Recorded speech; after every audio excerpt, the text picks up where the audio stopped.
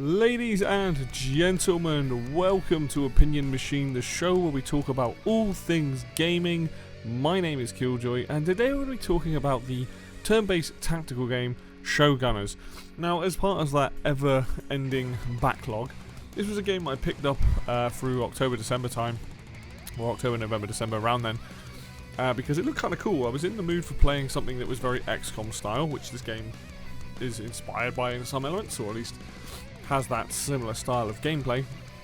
And I think what kind of drew me to wanting to play this is the way that this game has a very like a television setting vibe, and that's always a good maybe it's been done a bit too much in a lot of games.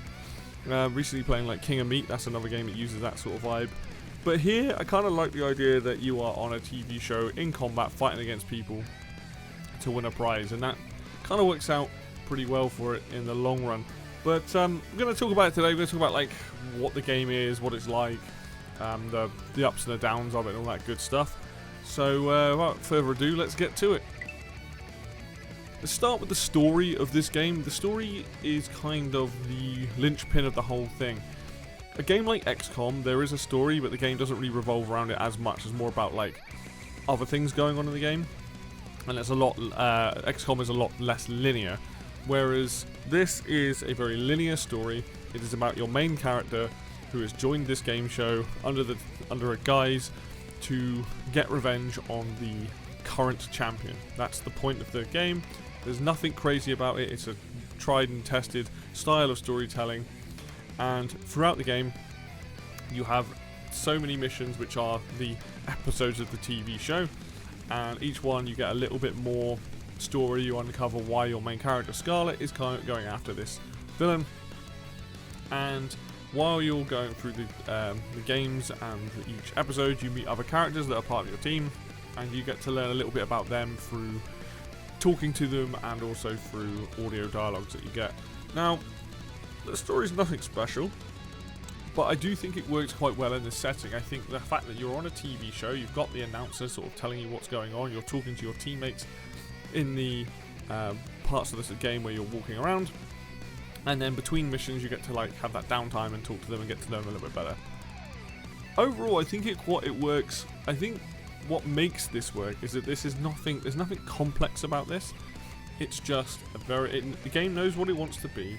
It tries to marry this storytelling with the setting all together in its length of the game. It's not a very long game.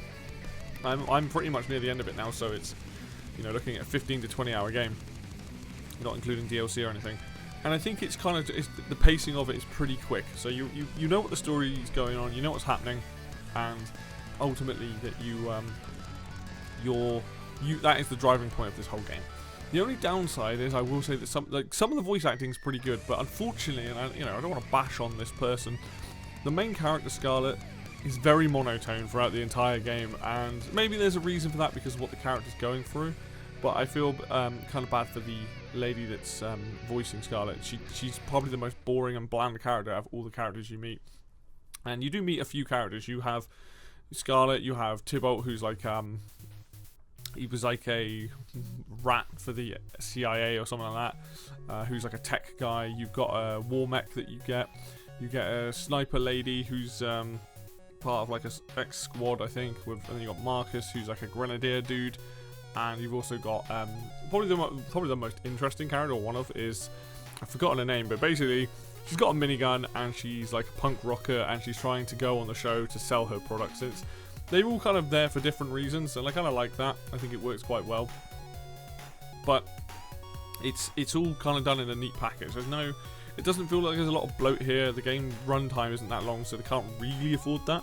So every time you talk to them and speak to them, you do feel like that those characters, you are getting enough from them to make them, one, interesting for the most part, and two, for it to continue to help push along the gameplay and what you are doing along with that narrative of the entire game.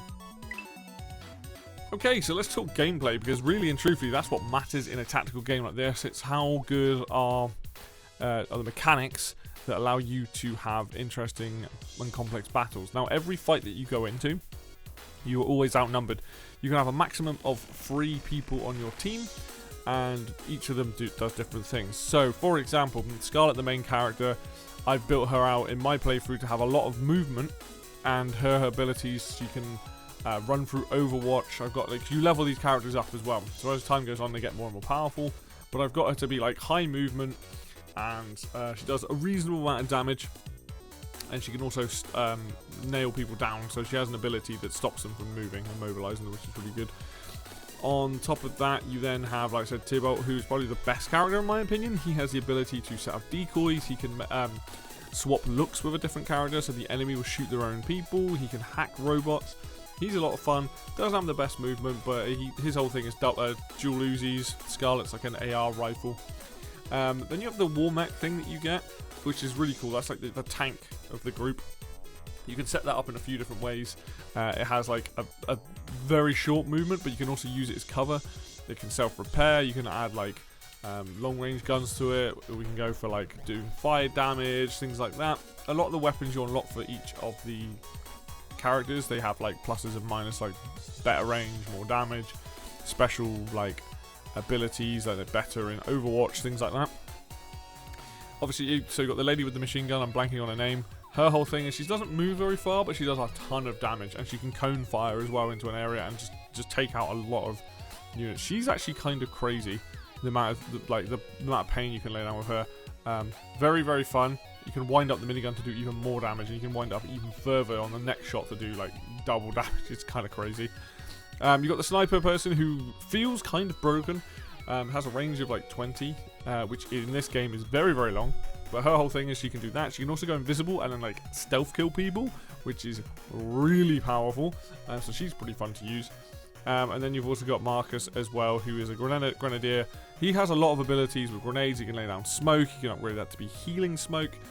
He has napalm grenades. He's fun as well. Like, he can also create cover. So I would say the characters are actually pretty good. There is one other character that you do have, and we'll come on to that a bit later.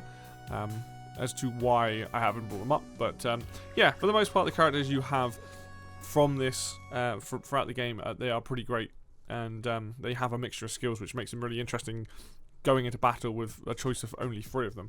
On the flip side of that, you've got the enemies that you do fight. The enemy variety is pretty cool. You've got like the basic guys. You've got healers, you've got the tank guys, you've got flamers, you've got these electro people that come up and shock you and stun you. They're a nightmare to deal with. And you've got like the bishops, which are like snipers and stuff. Like each individual character or enemy, I like the fact they're very different. They all have their different traits and like how you have to deal with them, but they're very different. Like the bishop guy literally looks like a bishop with like metal cladding on him. They're like the snipers, they're like the religious ones. And then you've got like the ogres who are like big brutes with massive shotguns. And then you've got like the flamer dudes who look like they're in fireman's gear. They can set things on fire. It's very cool. I will say the design and aesthetic of this game is very, very cool, along with the gameplay on it.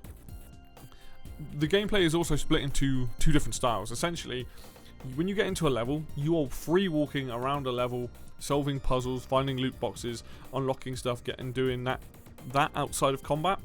And then you can come across combat encounters. Now, the 2 types of combat encounters, there's the ones you walk up to, there's like a button on the floor, you stand on it, you're about to enter an arena. And you also get ambushes on the overworld, which are like smaller combined fights. They take far less time.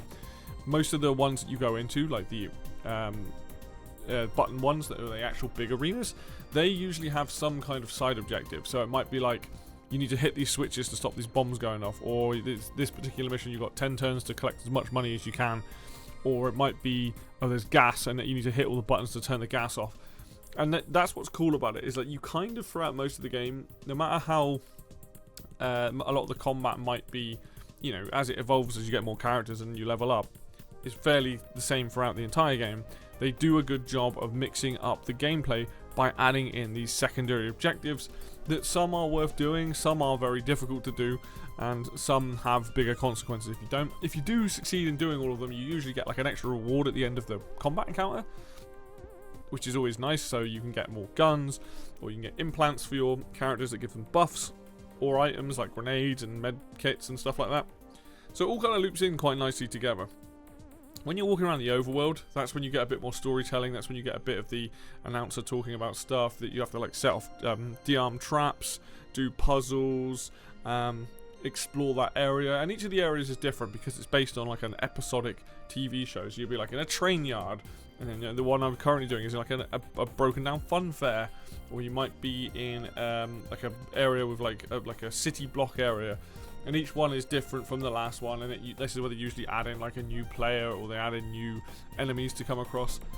And it all kind of culminates into the point where I'm at now, where you've got a right mix of characters that you can use, and you've got a right mix of enemies that you're fighting against. And by this point, you're getting money and fame, and it all kind of adds up into a fairly good, compact loop of gameplay.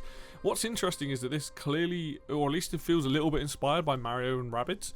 In the first game of Mario and Rabbids, and even in the second one, you do have that overworld walking around. I wasn't expecting to play another game like this that has that same concept of you're walking around and you choose to go into the combat encounters by like coming across like a thing, so you can like set yourself up before you go into it and all that good stuff. And I think that works quite well here. I like it that you're about to go into a arena fight. It's like on a TV. It's part of the episode. Set the team up and off you go. So that's kind of cool. Like, obviously the ambushes are similar to running into random enemies in the second Mario and Rabbids games, but ultimately having that part, that open roaming part, adds to the story side of it, which is like if you've got a shorter story that you want to tell and you want to mix that with gameplay, it means that you can have that downtime between the fights, so you're not going fight to fight to fight to fight, and some of those fights can last a while. As you go on, like you kind of get, once you know how the characters work, you can kind of speed that process up.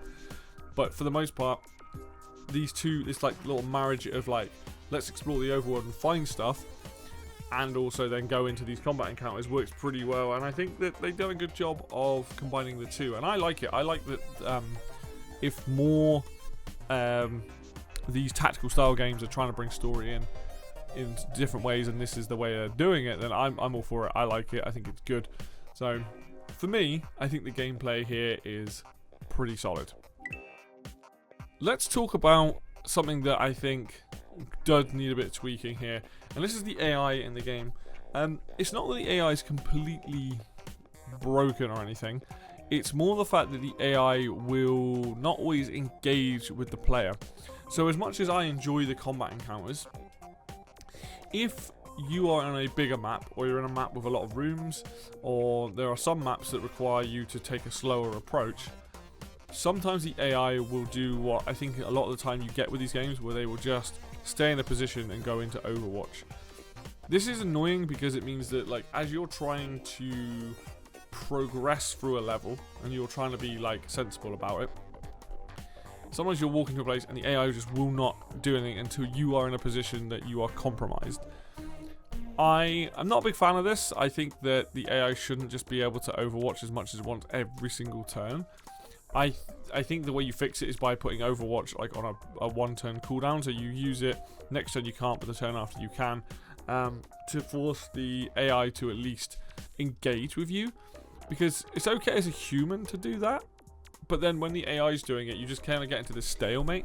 And a lot of the time in this game, like the way the cover works and things, you get 100% when you're flanking someone. So it's not like you're not like getting like, you do get percentages to hit, but it's easy to get an 80+% sort of thing in this game. Quite, just by moving your character, it shows you what your percentage is going to be when you hover the cursor over a particular spot.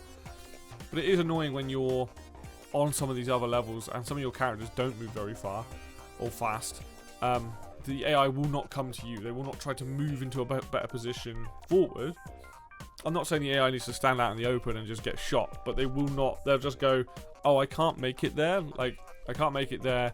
I'll just stay where I am in Overwatch. And there was one particular mission where they introduced the Muertas, which are the healers, where there's two of them in a room and two of the scums, which are the basic guys, and they refused to come out of the room towards me. So I was left in a situation where I was like, well, I need to go in there, but the entire floor is like covered in Overwatch.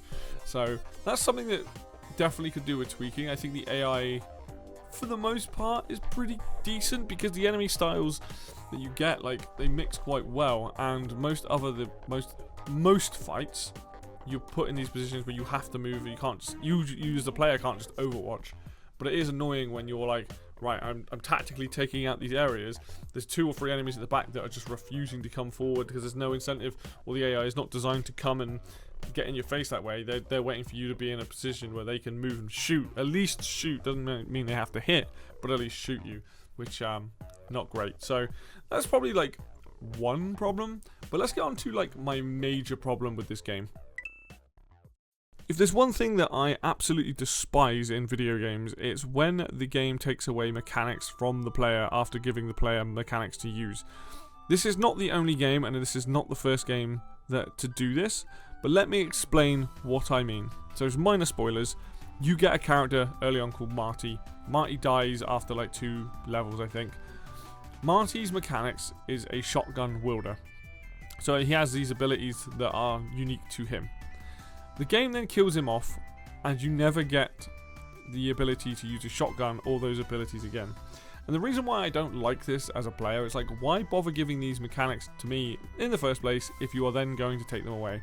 If you'd like some other examples, Expedition 33 does this. They give you a character for the first act, they take the character away, you never get access to those mechanics again. Which in my opinion, and people may disagree, was one of the better characters and one of the easier characters to use, and there's no one like that character. They don't play the same. Similar, but not the same. This also happens in the little indie game that Ubisoft put out. I'm blanking on the name of it, but there's a game that you played as like this fairy, and you had like, it was an RPG, and it gives you a character for an entire act and then takes them away, and you never get used to those, you never get to use those mechanics again. Now, the reason why I find this annoying is that, like, one, why bother giving me those in the first place, right? Like, I understand that you're trying to tell, like, you know, trying to tell part of the story, but you could just replace them with a character that has the same mechanics, you know, a higher level character. In this case, they could have given me someone else that uses shotguns, that has maybe different, like, you know, the same abilities but more abilities on it, but you still are able to engage with those mechanics of the game. Now, it's not that the game's, like, necessarily bad for it, because I think Showgunners overall is a pretty decent game, but I will say that this kind of taking away the mechanical side of it definitely sucks, and definitely makes me go, I'm not as high on this game as maybe I could be, because I don't like that as a player. Like, I want to engage with all the mechanics, and the game gives you this set of characters. There's like 6 of them or 7 of them, and they're all fun to use. So why can't I just have a replacement? Why can't I find someone later in the game that is a shotgun wielder that has the same abilities as Marty, plus the new ones that you can upgrade that can improve on those abilities?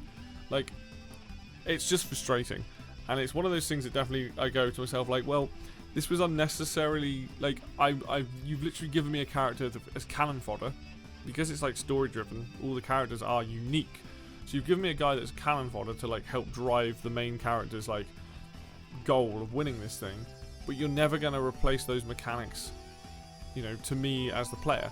It's not like you can get the war mech and then give that its own loadout. It specifically has like a big powerful like railgun or whatever it is that it uses. So, and then every other character is different, and that's fine. Like, I'd be totally cool with this, but like, either one, don't give me those mechanics and make me, or give me a character that replaces that character from that point forward, or later on in the game, that has those things that I'm now no longer able to use. Understand this is a completely subjective thing. This is not really a knock of the game and how a game plays. I just don't like this as a thing. It's part of the reason why I got frustrated with, like I said, Expedition 33. If I can remember the game that Ubisoft put out. Like, these things is frustrating. As a player that wants to engage with a game in a certain way, or have options to engage the game in a certain way, having that taken away suddenly, for no fault of your own, kind of feels bad, and I don't like it. So, for me personally, it's definitely one of those things where I'm just like, yeah, not a fan of this, don't like it. So, final thoughts on Showgunners. I think this is a good place for people to start if they want to get into tactical combat games. I think this, Mario and Rabbids, because they have those parts of the game where you're on the overworld and you're not going combat to combat to combat. Unlike XCOM, which has a whole complex base building part of it and things like that, it skips that. This is just play through the levels, play through the story, level up as you go, get more characters, choose the ones you want to use, and go from there. And it's a short experience.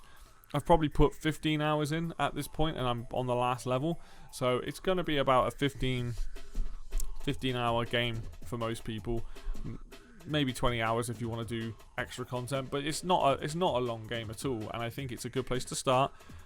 I don't like the killing of a character. and I do think the AI is a bit sucky at times. But for the most part, I think it's an enjoyable game. I think people would enjoy this as a starting point. If you're new to these games, you can obviously up the difficulty. You can stick Iron Man mode on. There is all that as well in the game, which is very cool. There's also DLC levels. But this, as a point of reference to start, I think it's fun. I think the TV setting helps massively because you're on an episodic show. I think that the sort of cyberpunky nature of it, like dystopian future of it, also helps. And I think the characters are kind of fun, and they have a lot of unique abilities, and I think that alone makes this game worth playing. And I think a lot of people that are looking for a tactical combat game like this is, you could do a lot worse. And this game seems to go on sale. It's not that expensive anyway. I think I picked it up for like 10 quid. I think it's around the £20, £30 mark. If you want a short, fun time, then I think you don't need to look any further than Showgunners. So that's going to do it for me today then, guys. Thank you so much for watching as always. If you like the video, hit the like button. If you want to see more content like this, then hit subscribe. And then until next video, I will see you then.